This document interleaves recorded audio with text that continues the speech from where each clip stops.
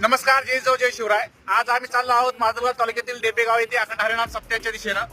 तर पाटलांनी सांगितलंय सत्कार आणि तोफा गेपा अजिबात वाजू नका, कारण की नुसतं केज तालुक्यातच नाही तर पूर्ण महाराष्ट्रावर त्या घटनेचं संकट निभवलेलं आहे आणि त्या संकटामध्ये त्या दुःखामध्ये आपण सर्वजण सामील आहोत. सरपंच संतोष देशमुख यांची जी खून हत्या झाली आहे, तर जरांगे पाटलाचं म्हणणं आलं की आपल्या महाराष्ट्रावर एवढं मोठं दुःख कोसळलंय, तर तुम्ही सत्कार, पाटलांनी आज कुठलाही सत्कार स्वीकारला नाही.